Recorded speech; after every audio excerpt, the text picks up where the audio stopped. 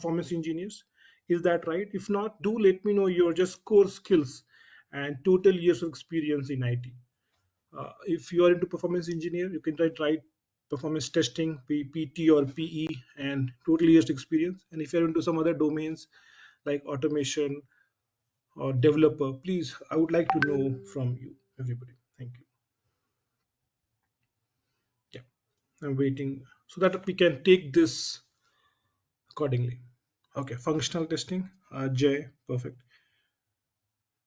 Charan Pal is into performance testing engineering from last 18 years. Great, Charan Pal.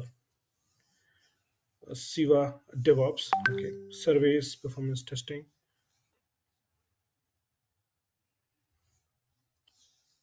Good, perfect. So I believe, Jay, your motivation is to switch your career from functional to performance or SRE, right, Jay? That's why you're here. Yes, yes, it is. Perfect, perfect. Thank you. Sure, we will get there. And Siva, I think same thing, right, for you as well. You are into DevOps, so you want to understand from the SRE perspective, the troubleshooting and the roles and responsibility of an SRE engineer. Would that be right, Siva? Yeah. Okay, great. Perfect, guys. I got, thank you so much, Sumitra from application testing. Okay. And there are a lot of performance engineers, infra testing. So Musarraf has done that. Perfect. So, okay. So we'll get started with this demo. By this demo, you will definitely would be take away, you would understand about this domain, performance engineering. If you have not worked into, you will understand about the SRE roles and responsibility, and you would get a better perspective of what would be expected in the interviews or in your line of your career. Okay, so we will take that. So this is gonna be, so this is about me. Okay, I have already introduced. We're gonna, this is the agenda of this demo. We're gonna start with a question and would like to go over a software development and deployment evolution, how the software has been developed and deployed over the years. We'll take a look at the history, and then we'll understand where we stand in today's market, and then we'll go over the course that we have. I'll introduce you to the course, and then you can ask me any questions about your career, about this course, how it's going to benefit you. You can ask me any questions. So I'm going to take 40 minutes, and then rest 20 minutes we can discuss. That's how we will plan this. Okay, so this is the question, simple question. Um, let's say the performance engineers, you can replace this word with functional or anybody in IT. Okay, software, let's put, are software engineers, because I see most of the people here from different domains as well. So let me ask you this, are software engineers are expected to know this? uh, when I say this, DevOps, microservices, containers, and cloud. What do you Yes, guys think? yes, it is an basic requirement, like basic thing to know. Absolutely right, Jay.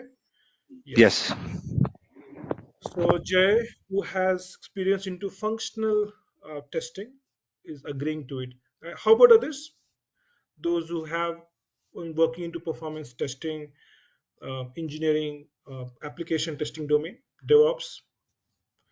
Do we all agree on this? You can chat. You can put in the chat yes, no, or you can unmute yourself. Anything is fine, guys. The way you feel comfortable.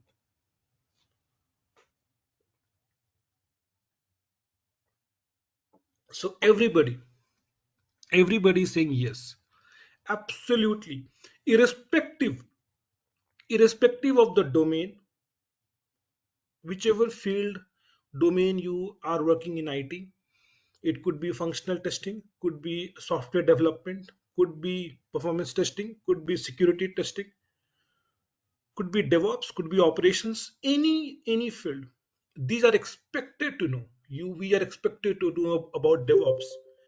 And why so? I will talk about that in my next slide. Why these things are important. When we look into the software development and deployment evolution, how software has developed and deployed over the years, we'll understand this better. Microservices. Why? What is microservices? Why are we talking about microservices? What were the things before microservices? DevOps. What was the technology tools at mod SDLC model before DevOps? Why containers? Why not VMs? Why cloud? So these four things would be better understood from my next slide when we go over the software development and deployment evolution. Look at this.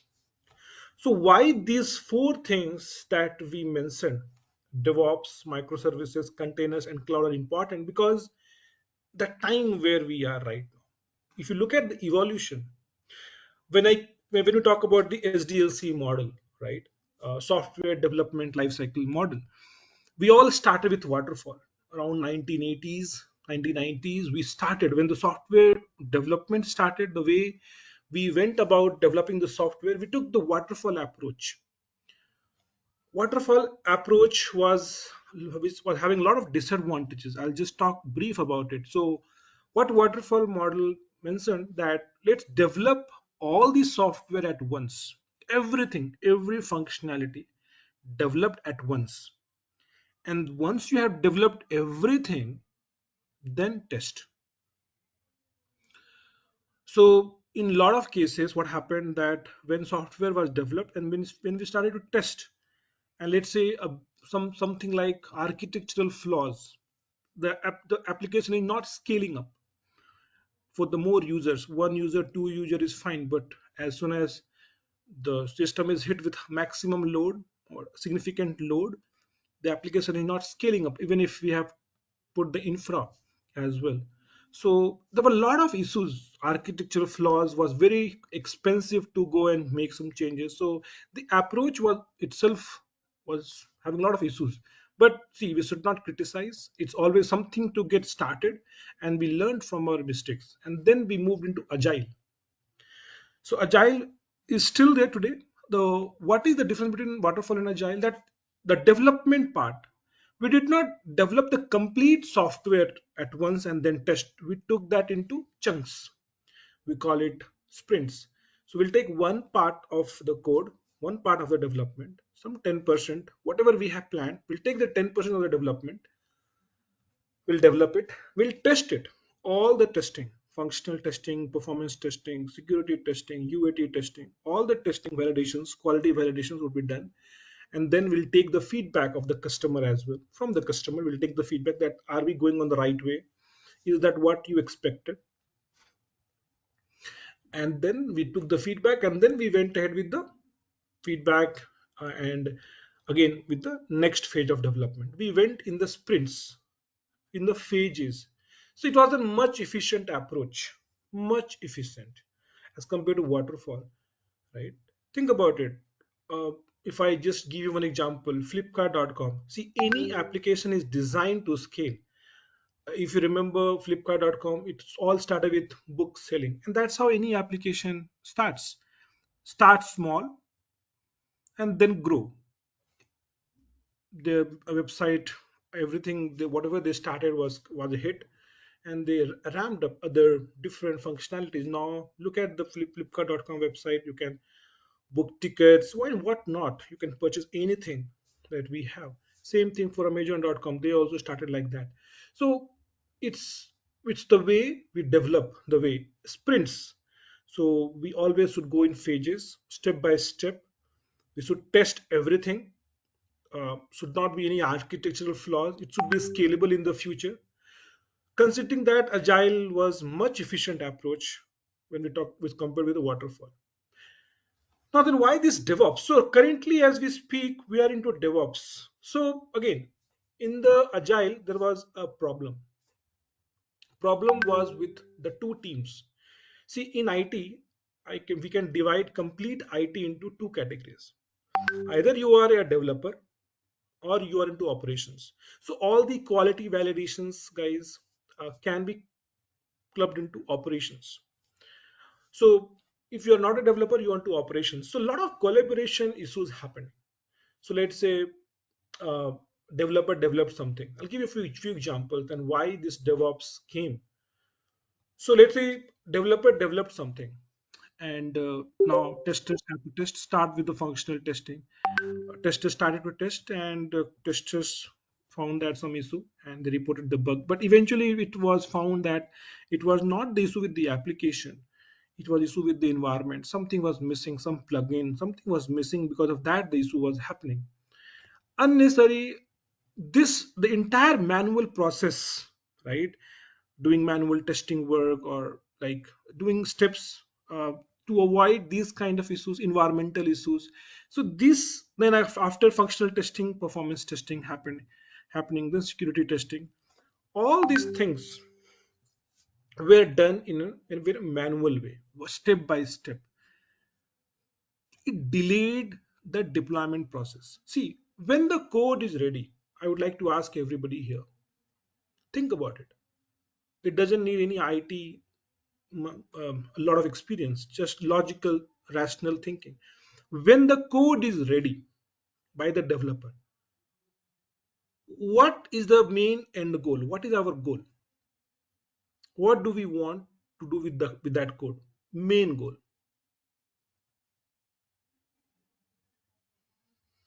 I Have guess it, yeah, have it deployed to QA and have it tested and move to no, production. that's not the main goal. Okay, that's the process. What's the main goal? Main goal is to deploy the code into production. That's the main goal, right? Yeah.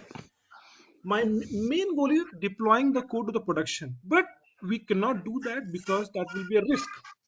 If we don't do the functional testing, if we don't do the quality validations, if we don't do the functional testing, performance testing, security testing, if I directly deploy the code to the production, it's a risk. But the manual process, when the code is ready and my end goal is to deploy the code to production, all these manual activity was taking a lot of time, delayed the complete deployment process. So this DevOps talks about automation, SDLC automation. So DevOps is nothing, something very unique. It's very much similar to Agile. The way development, the way we went about developing in DevOps, it's same as Agile, sprint wise, phases wise. But what we did on top of Agile, we brought the automation into picture. We created some sort of pipeline. We call it CI/CD pipeline.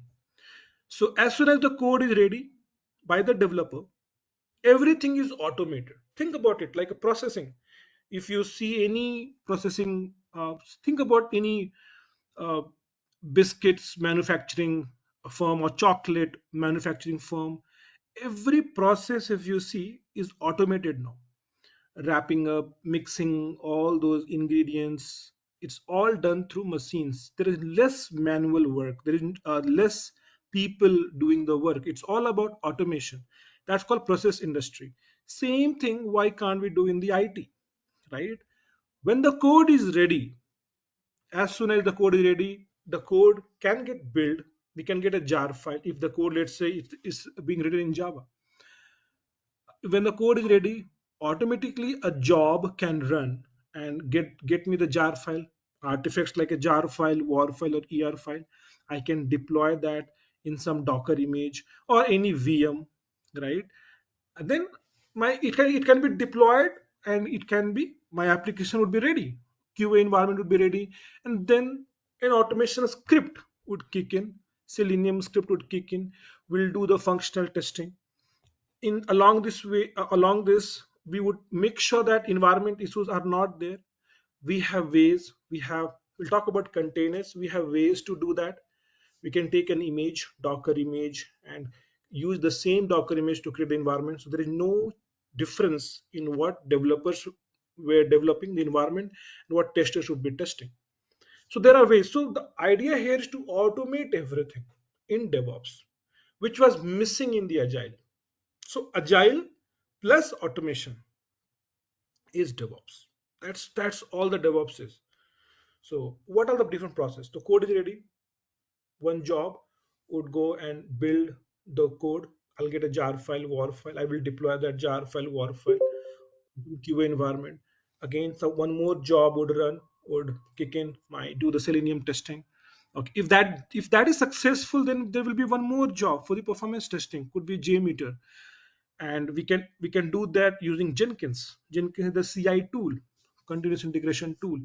uh, One performance job would kick in, and one, if it is successful, security testing could be done, and eventually if everything is done, my code would be deployed to the production.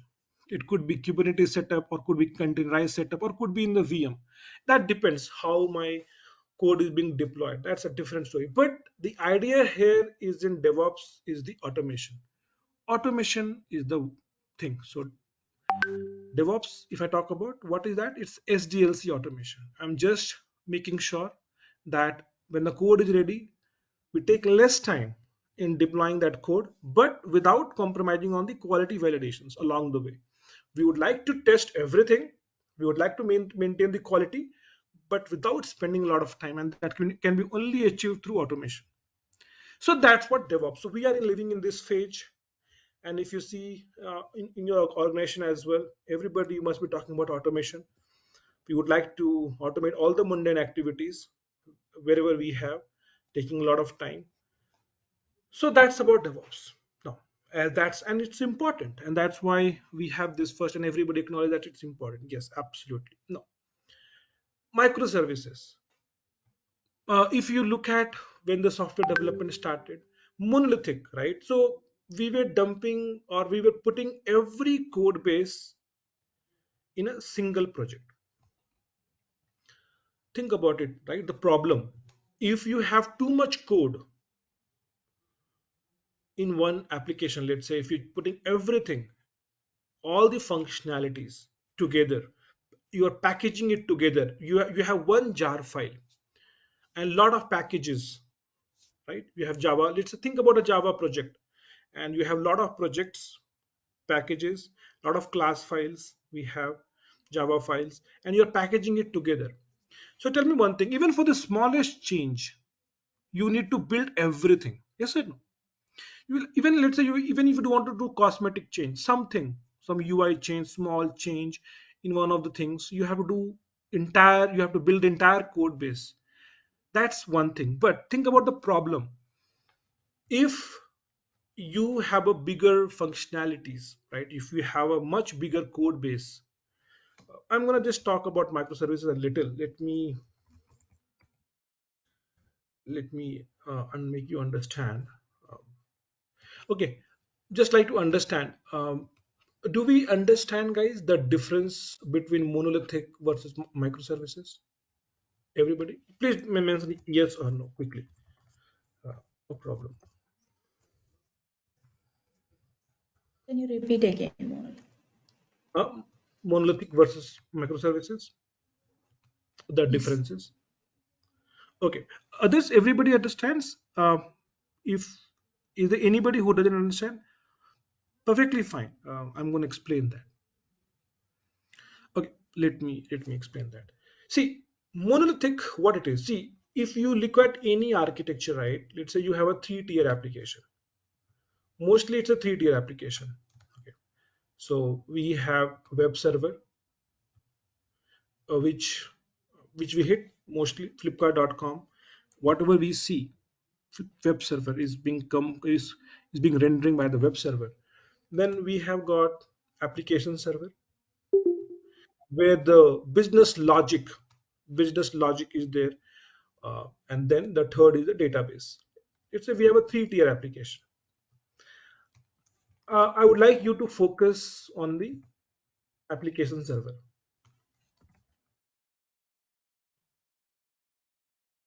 Focus on the application server. Now, this is the application server, the second part.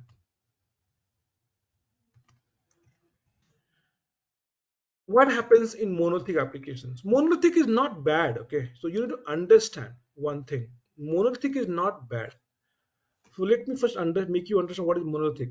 So let's say you have functions. See, you have modules. Think about any, let's say, Flipkart.com. You have a module for payment.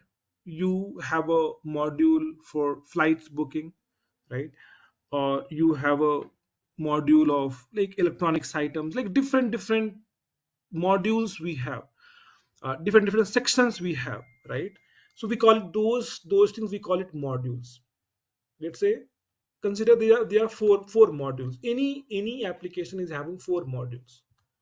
I'm calling it module 1, 2, 3, 4. Okay, let's say. So module 1, module 2, module 3, different used for different purpose. One is payment module, one is electronics module, one is flights, different modules. Okay.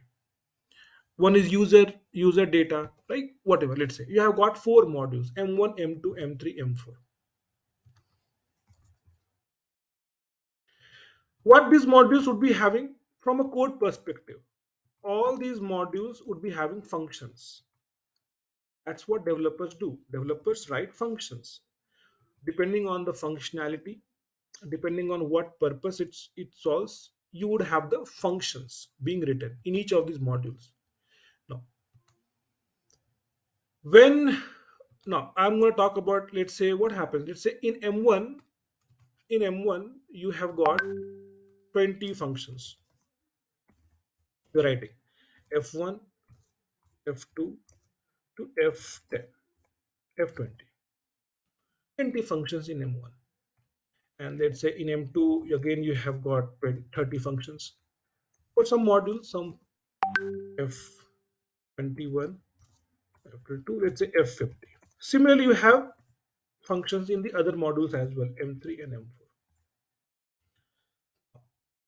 When you package it together, packaging means, see, when you write a function, it could be, let's say I'm writing a function in Java technology. So obviously dot Java would be the extension. So I will get a lot of Java files here. So when you package it together, you get one jar file, and that is what you deploy on the server, application server, like Tomcat or WebLogic or WebSphere. You will deploy that, the jar file. It could be packaged, all the functions could be packaged into, depending on, again, it could be a jar file. I'll be package this, and I'll get a jar file, a word file, or an er file, and then I will deploy this onto a application server, and I will get my application running. So think about it. You are packaging it. Now, in the case of monolithic, what happens? There is a huge dependency of the functions that you are writing for each of the modules. So when you're writing M1, you are calling, when you're writing F1 function, you are calling F22 function, you're calling other functions of other modules. So there is a huge dependency of code base. The functions are being called anywhere and everywhere. In monolithic, that's what happens. There is a huge dependency again, because if M1 needs to use F22, which is in of the M2 module, again, I'm not going to write F22 function again. I can simply call it. That's how we write. If you look at into Eclipse, IDE, right, or IntelliJ, that's how we write the functions, and that's how the functions are being called. And that's what developers do. They call the functions. In case of monolithic, the functions are being called anywhere and everywhere. So M1 is being called by M2, M3, M4. To write M2, M1, M3, M4 are being called. All the functions are being called. There's huge dependency across all the modules. The functions are being called anywhere and everywhere. Now think about a problem. If you have got issue with one of the functions, let's say F2, something you changed, and F2 has an issue. Small change, but F2 has an issue. Now, do you think if F2 has an issue, it can impact M1? In indirect, it can impact other modules also, because M1 is being called by other modules also. So do you think it can impact the entire application? The issue with one function, one of the code, because there is a huge dependency. Yes, no? Absolutely yes. It can cause downtime. Even issue with one of the function can cause downtime. Do we understand this, guys? Everybody? Yes or no? Please confirm me in the chat, or anyway, like, unmute yourself. Yes, everybody? Are you all good till this point of time? Perfect. So this is the problem with monolithic, and that's what we have been developing all this time. If you look at monolithic, that's what it is being done. If the code base, the more the code base, the bigger the code base, the bigger is the problem. And again, for to deploy even M2, let's say I did a bug fix. Developer did a bug fix in F2. Some bug was there.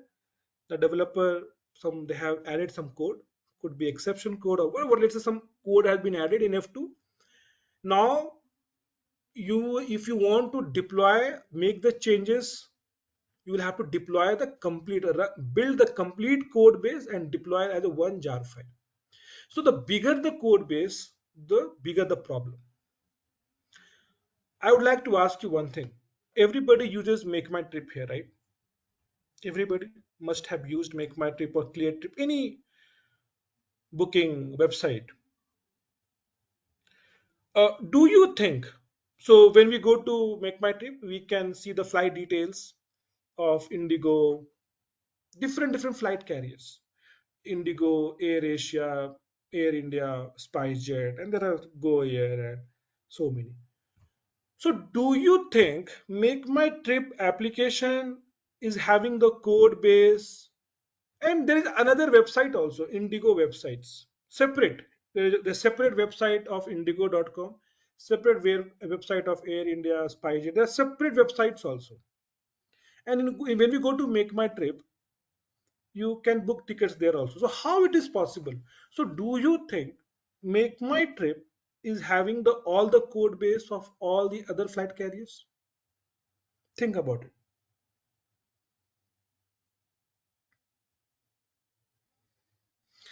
So do you think Make My Trip has the database access of Indigo? Because I can go to Make My Trip and I can book a flight for Indigo in Indigo or Air India. I can book a flight. So do you think Make My Trip have database access of Indigo, Air India, Air Asia, every other flight carriers? Same thing for Clear Trip, same thing for other booking websites. No, it doesn't work like that. Make My Trip is having their own code because see, when you go to Make My Trip, they have user details, user logs in, right? And the user details, so they have their own code base, but they are all using APIs. So when I am booking, when I want to book, let's say, flight with Indigo, so Make My Trip makes a call to Indigo website through an API, application programming interface through an API. And first of all, it will hit in the Indigo here has exposed some APIs. Indigo has exposed some APIs, and it's in the public domain. Even ClearTrip uses it. Make My Trip uses it. So many other websites, they have exposed APIs. They have exposed APIs, some endpoints. When I say APIs, endpoints. So, okay, so if you want to get the flight details, call this endpoint, endpoint one. It could be a get call. Yes, it's a get call. So we have a get call, post call. Do we understand this get call, post call, guys? We must have seen that. We must have been testing this get call. So there is some get call, endpoint one. So Make My Trip would call this endpoint get call, and I will get the details. Similarly, there's another endpoint for flight booking. They have exposed that if you want to book a flight, call this endpoint, and for the flight booking, that would be a post call because we need to provide details like username, and dates, and those things. So that's a post call. So this is microservice for Make My Trip. So first of all, we understood the limitations of monolithic applications. So what should we do? We should break these things. We should make it independent. That's the solution. So make M1, M2, M3, M4 independent. That's the goal. Make M1, M2, M3, M4, and let them behave like separate entity, like Indigo, Air India, Air Asia, separate entity. If you make it separate, guys, think about it. Would you be able to solve a lot of problems if you make the code base lighter or to an extent which can be manageable? And you are not calling the functions, you're making it independent. When I'm writing M1 module, I'm not calling the functions directly. There is no dependency as such. All these things are independent. M1 is independent. Indigo is independent of any other websites. Make My Trip has no say in Indigo code. Make My Trip doesn't have Indigo websites, doesn't own Indigo database. So Indigo is like an own independent application. So the idea here within your bigger code, Flipkart.com, Amazon.com, have your modules independent. Why can't we create independent modules within my own environment, within my own application?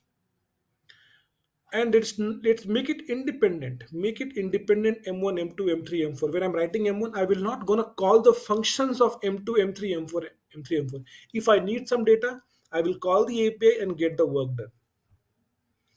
In this, at least if the issue with M1, it's not going to impact M2, M4, M3. The core functionality is not going to get impacted.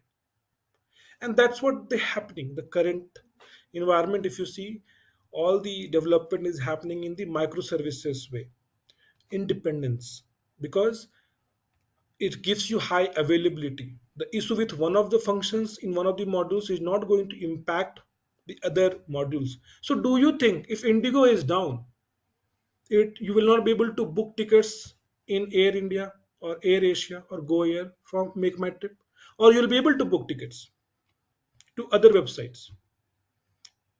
We can, right? We'll be able to book. So there is no dependency. If Indigo is down, if Indigo is not working, endpoints are not working, that's fine. I can book from Make My Trip. I can make calls to other APIs, other flight carriers, and I can book my ticket still. So if Indigo is down, it's not gonna bring down my Make My Trip. Same thing if M1 is down, if M1 is not working or having some issues, the core functionality of M2, M3, M4 still works. So we need to understand, separate our microservices in such a way that they can work independently. One issue with one of the code base should not impact the other modules. Yes, I may have separate jar file. I may have a jar file separately for M1, M2, M3, M4. Yes, because I'm packaging it separately, deploying it separately, but I'm getting high availability. Guys, able to understand the microservices? I'm asking particularly from those who had no experience or no knowledge about monolithic and microservices. Yes, everybody, all good? Please give me yes, guys, or thumbs up. Yes, Roshan. Great, Jay. Good to know. How about this? Making sense? Okay, Musarraf Siva. Perfect. Yes. Good. Perfect. Good. Thank you. So let's talk about. So this is what. So if you look at the current scenario, the current time that we live, the development is happening into microservices, and we need to understand what are microservices, how to go about development, at least have a basic understanding of microservices. What we just talked about was a basic understanding. This understanding, if it is not there, think about it. If this understanding, if you don't have, how would you gonna test microservices? How would you gonna appreciate microservices over monolithic applications? Right? These are the basic functionality things that we have to know it. Right? Now, coming to the containers. So guys, from monolithic applications, we are breaking into microservices. We from a bigger code base, one bigger code base, I am gonna with four lighter code base. Again, I have the code here. I have the functions F1 to F25, whatever the functions I have it here, M1, M2, M3, M4. So where to deploy these microservices? The question is this. So when it comes to deployment, we can deploy on three places. We can deploy directly on the physical server. Directly. We can deploy directly on the physical server. or we could deploy on the VMs, virtual servers, VMs, nodes that we call it, or there is something called containers. See, physical server, that was the happening. So, and when early days, right, when the development started and people didn't know about virtualization, so they everything, even the few KBs or MBs applications were getting deployed in a bigger physical server. Think about it. You have got 100 cores and let's say 8 800 GB RAM. Think about it. And you are installing some tiny little application, few KBs and MBs application in the. This is the physical server. This is the physical server.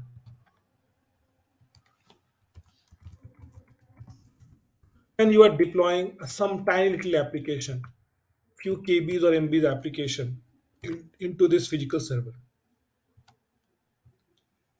Few KBs and MBs application. This was the thing happening, guys. Earlier, when everything started, few KBs or MBs like these applications were getting installed on this big physical server. What is the problem do we see here?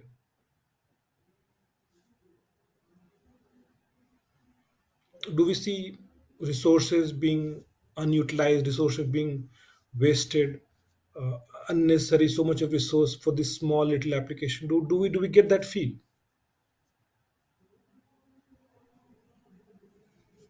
Yes, unutilization of the resources. So that's when, guys, then that's when somebody around late 1990s realized, and they virtualization came. Virtualization was the great thing. When the virtualization came, we could virtualize this physical server and then we could create VMs. We could virtualize this physical server. We installed something called virtualization software and then we could create VMs, multiple VMs of different shapes and sizes, nodes, and we use this VMs. This is VM1. We use this VM to deploy the monolithic applications, bigger applications. Now, around 8 years back, 8 years back, 2015, there was a concept of containerization. So even in the VM, I'll tell you, even in the VM, so this is my VM1, VM2, VM3, VM4. Even in the VM, it was observed that the resources are not being utilized. Mostly the VMs are like 20% to 25% utilized. So around 2015, one technology came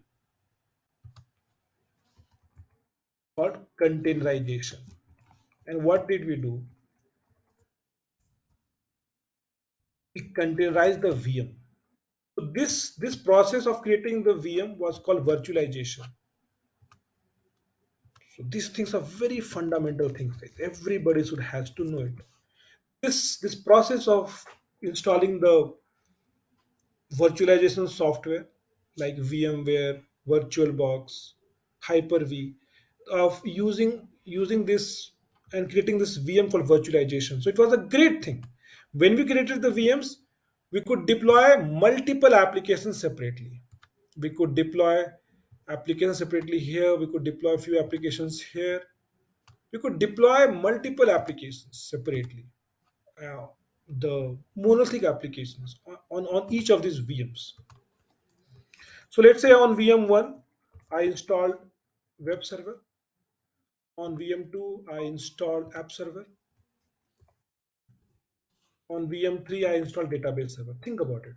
So we use three VMs to install these things. VM1, VM2, VM3. We use three things. We installed web server separately, application server separately, and database server separately in each of these VMs. Now, when this containerization came, we containerized the VM. I'll talk about containerization process. What is containerization? It's again some software installed, some software some sort of software we installed on a VM, and we could create containers. And what did we do with containers? We deployed the microservices there. So in each VM, we installed a software. In each VM, we installed a software like Docker. Docker is the container engine. We installed Docker and we could create multiple containers, and each container would have one microservice. So, for example, I'll tell you one simple example to make you understand. See, everything is to do the best cost optimization, to have the efficient utilization of the resources. That's what we want to achieve. Efficient utilization of the resource, and that's when this containerization helps tremendously. See, if you could save the cost of any organization, nothing like it. So when this containerization came, I'll give you the. So let's say you use three VMs, separate VMs to install web server, app server, and database server. Now in one VM itself, I can have three containers. In one VM itself, think about it. What I'm going to tell you. In one VM itself, you can create three containers. And in one container you can have your web server, in another container you can have your app server, and in another container you can have database server. Think about the cost optimization and think about the resource utilization. You required three VMs to deploy web server, application server, database server. Now when you did the containerization, when you containerize the VM, in the same VM you can have your web server, you can have your database server, application server, and you can have your database server. Think about it. That's what the containerization does. So that's what it is, guys. So we're gonna. This is the process. This is the phase we are in right now. Containerization phase, containers phase, and we deploy these microservices on this container. So first of all, we need to understand how to create these containers using Docker, how to install, how to deploy these things. We need to understand this. Even have you we have to, if you don't know, find a way to know this. But we have to know this, because this is what happening. Containers, Kubernetes, Docker, there will not be any interview completing without these topics. It was not the scenario 5 years back. Nobody in 5 years back, nobody was asking about these things, containerization so much. In last 5 years, you'd have noticed everybody is talking about microservices, Docker, containers. Do you have containers experience or not? Do we all agree on this part, guys? Do we have experienced this? Surveys had experienced that. How about others? Siva has experienced that. Yes, that's the because why? Because this is the phase we are living right now. This is the latest thing going on, and that's what the adoption, IT industry adoption is happening. Now, the last part is cloud. When earlier or 1980s, if you have a business idea, you have to set up your own data center. Setting up a data center is very costly. Only the likes of Amazon, Oracle, IBM could set up the data center. Smaller companies, so many new startups are coming. Do you think every these startups, Swiggy, Ola, Uber, they have their own data centers? No. Everybody using cloud, AWS, Azure, GCP. So the infrastructure was created. Let's say if I'm using AWS, what does it mean? So AWS has set up the data centers across the globe, and I'm going to rent the servers. I'm going to use AWS servers. I'm going to use AWS storage service. I'm going to pay AWS like a rent, like how we stay in a rent, right? Rented apartment. If you want to enjoy the services, we have to pay the rent. Same thing. If you want to use AWS servers, you have to pay the bill. The moment you stop paying the bill, you will not be able to host your application. They would suspend all the services. So that's how the cloud is. And that's why you see lot of startups, because everybody can pay the monthly bill, because no, everybody cannot afford to set up a data center. Setting up a data center is a very costly affair, billions of dollars. But I can pay $10,000 bill, monthly bill. Like some company like Ola, Uber, Swiggy, they can pay $20,000 bill, monthly bill, depending on how many servers, storage service they are using it. So this is the guys, this is the phase we are in, right? And that's why these things are so important. I hope we all understand now why DevOps, microservices, containers, and cloud are so much important across any domain in IT that we are working, right? So the course, guys, that we have, SRE course and Cloud PE course, Cloud Performance Engineering course, is based on these things. Okay, I understand the problem statement, because a lot of people are being into transitioning phase, or they don't have a better place where things are being taught in a structured way or scratch way, and that's when this course is that we have designed this course. And we talk about a lot of things. We talk about the cloud. It is from the basics. Okay, we talk about AWS. See, think about it. If you don't know how, where the servers are being deployed, how the servers are being deployed, what is EC2, what is storage service like S3, how are you going to test it, right? So we need to know cloud. So we'll talk about AWS cloud in the course. So entire everything, the enterprise level applications are being deployed on the Linux VM. It's not Windows VM. So most of I have whenever I have interacted, most of us are comfortable with Windows. We know how to open a file in Windows, how to search for a text in a file, how to check the logs, because it's GUI, right? But in actual, when the enterprise level applications are being deployed, they don't select Windows, because of its cost, because of its security, a lot of other things.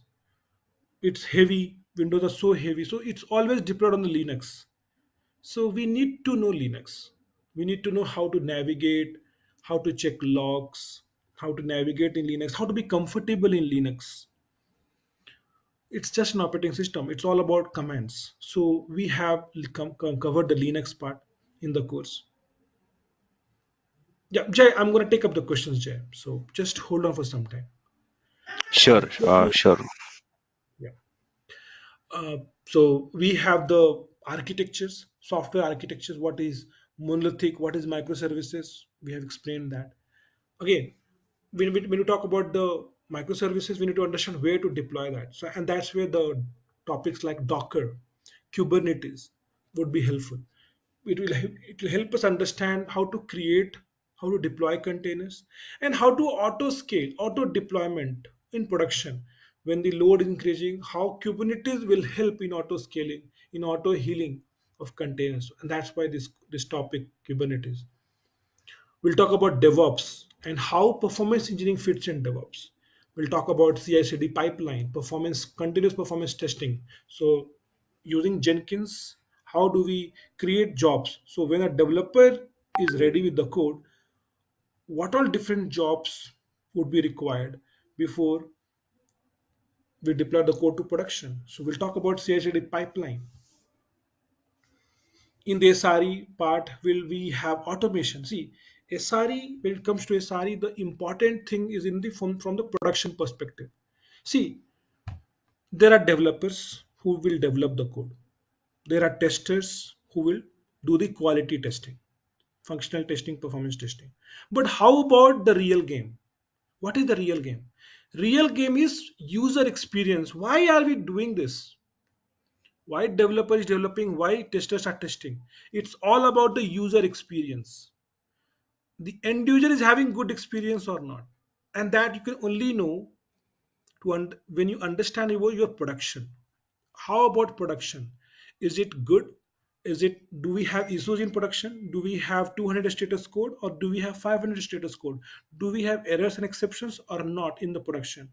How about the CPU utilization? Do we need more servers or less servers? Is auto scaling working, not working? So everything to do with your production and user experience is in the scope of SRE, site reliability engineering. And we need to troubleshoot. If in production we get issues, we need to troubleshoot it. So the SRE engineers are expected to troubleshoot things in production. For the customer experience, it could be a functional issue, so there are SRE engineers to take care of functional part. This could be a performance issues, so there are SRE engineers who takes care of the performance aspect. We need to set up monitoring. Without setting up monitoring, alerting, we cannot know what is the issue, what's going on. Yeah, service. I'm going to take up the questions. I'm going to take up the questions, everybody. Right. So this is about this topic. So we'll talk about observability. We'll talk about the automation using Terraform and Ansible. So this is about the course, guys. Uh, let me just talk about the course durations. I see a lot of questions. Yeah. So this is the link, guys. I'm gonna share this link with everybody. You guys can go over this link. This is the link of the course that we are coming up with, SRE course, and you can go over all the topics, the demo videos here, and the feedbacks of my learners in the past. Just now, I have completing one of the batches, and who can enroll in this course? What will I learn in by the end of this course? You have all the details here. Let me first give you this link. This course is going to be for 40 hours, guys. 40 hours. It is going to happening on the weekends, 7:30 p.m. to 9:30 p.m. IST, Indian Standard Time. 2 hours on the weekend, Saturday and Sunday, and it's going to take approximately 35 to 40 hours, minimum 35 hours. And as we discussed, we'll talk about the AWS. Everything is done from the scratch. I don't expect my audience to have any prerequisite. Only thing that I expect from my learners is that they should have the learning mindset, right? And they should be able to give some time, dedicated time for the practice. Yes, everything is hands-on. Everything is hands-on. I'll be showing you. You will not be able to do along with me because it will be too much, right? We need to wait for all the entire class. So everything is hands-on. Every session will be recorded, and I'll be doing hands-on, and then you're expected to do the same thing, uh, right? We'll talk about all these things in the Linux from scratch. If you talk about Linux monitoring, right? The SRE, what do we mean by reliability? What do you mean by fault tolerance? What is high availability? What is disaster recovery? What is SLIs, SLO, SLAs? We have the software architectures, Docker. So these are all the topics that we're gonna cover. We have these topics in the Kubernetes. We have these topics in the DevOps topics, Jenkins topic. We will talk about a lot of things about the gaining resiliency and reliability on AWS using load balancer auto scaling group. We'll talk about observability, Prometheus, Grafana, and ELK, and CloudWatch and Linux monitoring. They are the four things that we cover as part of monitoring. We also cover the we also I go this, so along with this, these are all the live sessions. Along with that, we have this live session as well. We'll talk about the automation using Terraform and Ansible, CI/CD pipeline, right? Using shell scripting, those things. Along with these live sessions, we also have recorded sessions. It's going to be my recorded session on the Java performance engineering, how to analyze heap dump, thread dump, GC log, JVM architectures from the Java performance engineering. So I'm going to share 10 hours of recorded sessions, 10 hours of recorded sessions here. and then you will have recorded sessions. So as you can see here, cell scripting would be the recorded from me from the Linux. So we have a mix of both live sessions as well as recorded sessions because we it's a very lengthy course.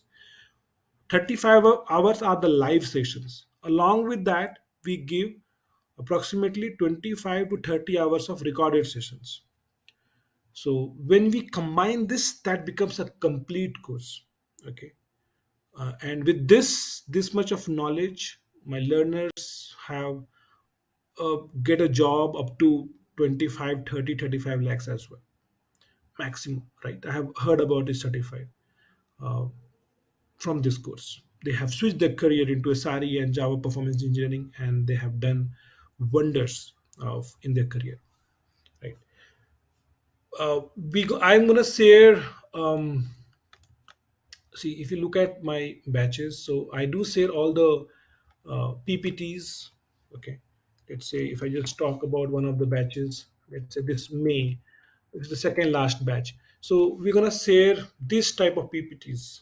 Uh, if you look at the AWS, this is gonna be the PPT of AWS. Uh, we cover, if you look at the number of slides we have in this PPT, it's gonna be approximately 150 to 200. 200 slides, 173 slides. Same thing goes for Linux, same thing goes for Docker, same thing goes for Kubernetes, same thing goes for Jenkins. We have SRE topics, Java performance engineering we have in this course, performance engineering. So we have full packed um, a lot of things here, guys, right? So that's about me talking about the course, talking about the syllabus and this link. I hope you have captured this. Yes, you can ask any question if you have, guys. Is chaos engineering included in this? Because nowadays chaos engineering is part of SRE also, right? See, a lot of things are there in the part of SRE. Okay, so No, just chaos. asking Yeah, whether you will cover. yeah, I'm coming. I'm coming. So chaos as a part of the course is not covered that we are using a particular tool for the chaos monkey testing. No, we are not covering any particular tool as such, but we will understand the concepts, how to go about chaos testing, what is chaos monkey testing, how to simulate those kinds of testing, how to go about testing those scenarios. We'll cover those aspects. We are not covering any tool as such, service, to answer your question on the chaos testing. But we'll understand the concepts. As part of the SRE, we have that. Yeah, please go ahead. Go ahead, Jay. You can go ahead. Unmute your. Yeah, I have a couple of questions. First thing is, okay, with this SRE training, right? Okay, we will be able to clear the certification, at least a foundation level, SRE foundation, we will be able to do it. See, absolutely, you will be able to get the knowledge and clear the Hmm. certification on the foundation level. Absolutely, no doubt about it. No doubt about Yes. it. Okay. The second question is, there is lot of content in the course. Like, okay, Yeah. let's take an Linux. Okay, Yeah. and Kubernetes, Dockers, DevOps, and then Java performance as well. Yeah. Maybe Java performance is the one which is recorded, right? It's not a live Yeah. session. Right. When I go with the Linux, right? Okay, what and all is it only the commands are covered? Okay, like these are the Linux commands we are used, or See, again, on we the gone? Linux part, it's a recorded Mhm. session. Okay. First of all, it's a recorded. As you can see here, 3 hours of recorded session. So yes, we Not have on the covered. shell, not on the shell, on the Linux. Coming. So shell scripting or Linux both are same. Okay. So let me tell Hmm. you. So it's gonna be recorded session, and yes, Hmm. if you understand what is gonna be in the recorded session, it's gonna be started from the scratch, as I told you, right? Hmm. And so when I say it's from the scratch, what does it mean? It means that we are talking about the commands. We are talking about the basic commands. We start with kind of PWD commands. We'll start Hmm. talking about the cell first. Then we'll talk Hmm. about navigations. We'll talk Mm-hmm. about the man command. We'll talk about the mkdir, rmdir, the basics commands, move commands, touch command, soft Mm-hmm. link, hard link commands. So everything is It's through like, commands. Yeah, go mm-hmm. ahead. See, it's like how to use Linux system, right? Majorly. How to use, get comfortable with Linux. First step is Mm-hmm. that, and then how to go about writing the shell scripting. What is a shell script? And on the performance monitoring, how to write shell script to do the performance monitoring to that level. Okay. Mm-hmm. This is what we have covered in the Linux part. Okay. And the final one is on the performance engineering, right? Okay. Is it a mandatory, like, okay, even each individual SRE who is planning to shift their career into SRE, is it mandatory that they should be knowing a performance testing, or they should be at least knowing and what is a Java performance engineering testing is? Okay. See, testing is not required. Okay. There would be some, if you join a company as an SRE engineer, testing would not be required as such, but troubleshooting mindset should be there because as an SRE engineer, you are expected to troubleshoot the application in the production. And how would you troubleshoot it? It's all about the logs. You need to understand the GC log, heap dump, thread dump, application Mm-hmm. log, how to analyze the log to troubleshoot it. There is no other way to troubleshoot it, right? Okay. So Mm-hmm. it's all about troubleshooting. Being an SRE engineer is all about troubleshooting, going over the logs. Mm-hmm. That's what the SRE engineers makes them troubleshooting. It's not uh, it's a technical role. Yeah. Okay. See, because majorly what I heard in the SRE is it's like an implementation role. Okay, whenever you've been an SRE, how do you implement an a process which is more reliable, right? Which is more application is more reliable in the production. Are we achieving that in this course? Yes. Yeah, Yes, maybe. See, absolutely. you are more into like, okay, like Java performance logs, right? Yeah, I agree to your point, because what we are doing is, okay, once issue has been arrived, okay, we are analyzing the root cause, okay, how where it is and how it is been caused, right? But SRE main role will be like on how to avoid those issues in very first case. Correct, absolutely. How to avoid, then you can Mm, understand. So, troubleshooting is one part. How to avoid, first catch the issue. If the yeah. issue is Mhm, there, how to catch the issue, and that's when this monitoring and alerting will help. Once you catch the issue well in advance, before it impacts anything, right? You can do some mhm. remediation before it impacts.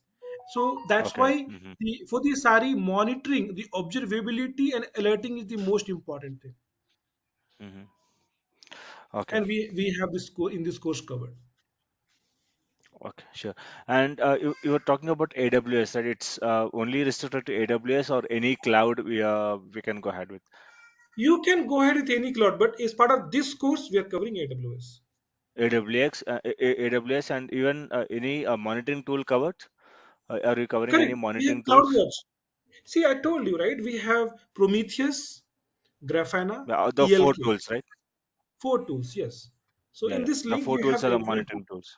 Yes. Cool. Cool. Cool. Okay. Uh, and what are the live sessions we'll be having? Kubernetes, Dockers, SRE. Everything, as you can see, if you go over this link, right, Jay, Hmm. you would get everything in detail where you can find in this. If it is live, Okay, if it is which recorded, session, we have given that it's going to be a recorded.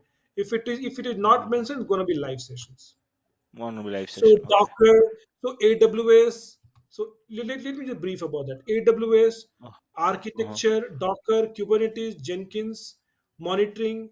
All these things are going to be live sessions. Okay, can you go to the top ones? Yeah. Okay, a bit below. Scroll down because somewhere I've seen Linux. Yeah, here Linux command line, right? Okay, which gonna be a live session It's for going us. to be recorded sessions. Yes. Okay, and here what is your plan of what is the course syllabus for Linux? Is it only with the commands or the directory I navigation think system I answered your information? question. I think I answered your question in the first place. It's Yeah, okay. Because commands. you said it's a recorded session with the cell scripting, right? So that's the reason I Right. got So confused. everything from the command to the shell scripting is recorded session. See, Okay. we divide in such a way that Mm-hmm. we spend around 4 hours every weekend, 16 Mm-hmm. hours a month, and we provide this recorded session as well. And we cover Mm-hmm. approximately 80 to 90 hours of sessions in these 2.5 Okay. months. Okay. That's the Mm-hmm. plan. That's how we have Sure. divided this. Mm-hmm. Thank you, Roshan. And Roshan, one more is like okay, of end of this course, right? Will you be able to assist us with our resumes? Yeah, yeah, definitely. That pointers I can give you. Yeah, Mm-hmm. what to Okay, put in the resume. Yeah. sure. Thank you, Roshan. Sure. Okay, so feel free to attend. There will be couple of more demos. Okay, one demo for sure. Feel free to attend that demo, and you will understand better about the course. Go over the recorded sessions. These are recorded sessions as well. You can go over the recorded as well. You will get fair understanding of the course and how we go about it. And please attend recorded sessions. So yeah, that's how we go about it, And guys. Any yeah, yeah. and what about practice sessions or a setup of infra or servers? It's all gonna Some be in tools. the cloud. It's all going to be Okay. in the cloud. Everybody would be doing hands-on. And I'll tell you how to create an AWS account, and you will be practicing in the cloud only now. All the infrastructure, everything would be done in the cloud, and everything is hands-on. I'm going to guide you without any cost. You can practice. Okay, free one. Okay. It's going to So be for free, and you 35, can do it. yeah, as per 35 hours, almost 2 to 2.5 months as per Months. weekends. That's Am I it. right? Yes, it's going to be. See, the course is it's a challenging course. Okay, it's a lot of content. Lot of content. First of all, understand that packaging it in 35 hours itself is a challenge, and that's why we have split few things as a recorded session and few things as a live session, many things as a live sessions, 70% live sessions, 30% as the recorded sessions. And that's why we have split this so that the most we can give the knowledge here. The live sessions also will give you the recorded Yes, videos yes, after the post. everything Okay. is gonna be everything is gonna be the recorded session. It will be lifetime recorded session. Yes, Okay. Yeah. the way we are recording it today, we'll be recording the same way.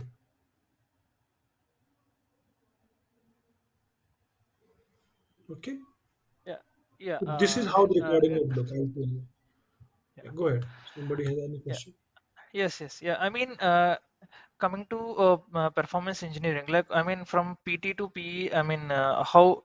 I mean, at the end of the course, do we get I mean, a full-fledged, like I mean, as a PE, I mean, I will get the whole picture, and then can, I mean, Absolutely. can Absolutely. we do This the is what troubleshooting or analysis and everything? Yeah. absolutely. That's why we have Java performance engineering as a recorded session. That's why we have this, right? That's why we are giving this Java performance tuning. Okay. Troubleshooting 8 hours of it's gonna be my recorded sessions. Yeah. Okay. And here, do we get some acceptable levels? I mean, for each server or any for any metric, if if CPU, I mean, if suppose if CPU is high, whether the issue is with a thread pool or somewhere else, how to find and then how to figure it out and how to troubleshoot. I mean, Yes. like Yes. in depth we Yes. will get, right? Correct. Correct. Correct, Santosh. And see, Yeah. I'll be meeting you live. You can ask me any question, any challenge that you're going over in your daily work as well. And I'm sure I'll be able to guide you based on my experience, right? And I'll give you Yeah. perspective, and the recorded session will give you another level of perspective. And you can ask many more different questions, whatever you are going through as well. Even if I'm not talking about, let's say I'm taking AWS, but if you have a question on Java P, we can meet after the session.